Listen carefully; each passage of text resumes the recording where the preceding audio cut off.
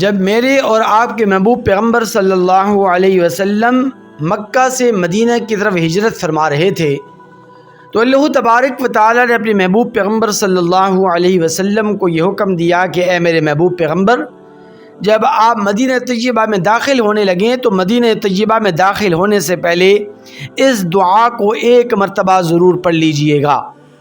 وہ دعا میں آپ کے سامنے عرض کرنا چاہتا ہوں، کیونکہ علماء نے لکھا ہے کہ نبی کریم صلی اللہ علیہ وسلم نے جب یہ دعا پڑھی تو اس دعا کے پڑھنے کے نتیجے میں وہ کفار جو آقا علیہ الصلاۃ والسلام کے تعاقب میں تھے، آقا علیہ الصلاۃ والسلام ان کی ضد سے مکمل طور پر محفوظ اور معمون رہے اور کفار آپ کو کوئی نقصان نہ پہنچا سکے۔ اور اللہ تبارک و تعالی نے اس دعا کی برکت سے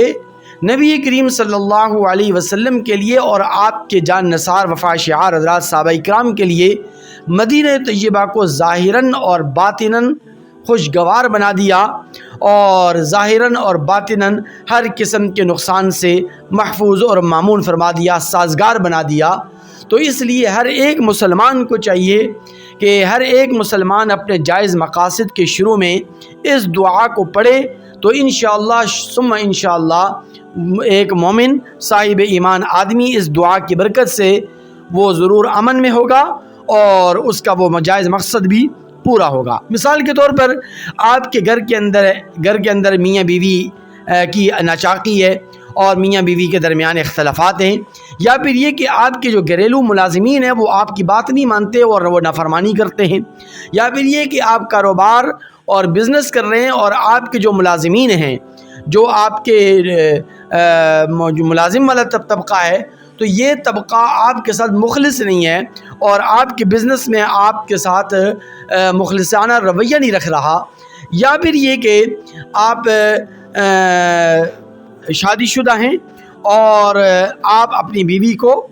اپنی اہلیہ کو، اپنی بیگم کو میکے بیچ دیتے ہیں، اور جب بھی آپ میکے بیچتے ہیں تو واپس جب بیوی آتی ہے تو اس کی پیشانی پر 12 بجے ہوتے ہیں، اور عام طور پر ہوتا بھی اسی طرح ہی ہے کہ بیوی کا زیادہ تر دماغ، بیگم صاحبہ کا زیادہ دماغ یہ میکے میں جا کے خراب ہوتا ہے۔ تو پھر ایسی صورت کے اندر بھی یہ دعا پڑھی جا سکتی ہے، اور لیکن یہ دعا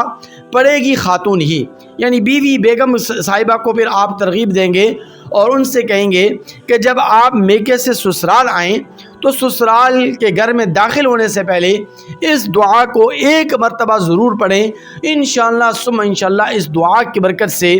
یہ گھر کے جو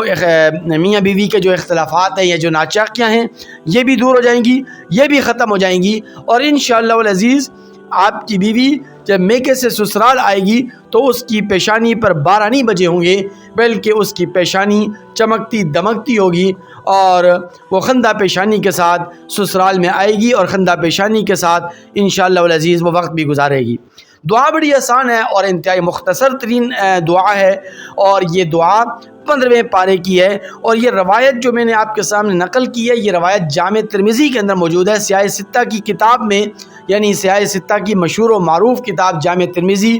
اور سنن ترمذی جس کو کہا جاتا ہے، تو اس کے اندر یہ روایت موجود ہے کہ آقا علیہ الصلاۃ والسلام کو یہ دعا تلقین فرمائی گئی جب آقا علیہ الصلاۃ والسلام مکہ سے مدینے کی طرف ہجرت فرما رہے تھے، اور یہ 15ویں پارے کی آیت مبارکہ ہے، سورۃ الاسراء آیت نمبر 80، آیت نمبر 80 ہے۔ تو اس آیت مبارکہ کو آپ پڑھیں تو انشاءاللہ ثم انشاءاللہ آپ کے یہ تمام جائز مقاصد اللہ تعالیٰ پورے فرما دیں گے، تمام اختلافات کو اللہ تبارک و تعالیٰ دور فرما دیں گے۔ دعا کیا ہے؟ دعا آپ نے یوں پڑھنی ہے، ربی ادخلنی مدخل صدق واخرجنی مخرج صدق واجعل لی من لدنک سلطانا نصیرا۔ بس اس دعا کے پڑھنے کا آپ نے اہتمام کرنا ہے، آپ اہتمام کر کے ایک مرتبہ ضرور دیکھیں، آزمائیں، آپ جانچیں، انشاءاللہ ثم انشاءاللہ آپ کے گھریلو، آپ کے کاروباری اور آپ کے خاندانی تمام مسائل حل ہو جائیں گے۔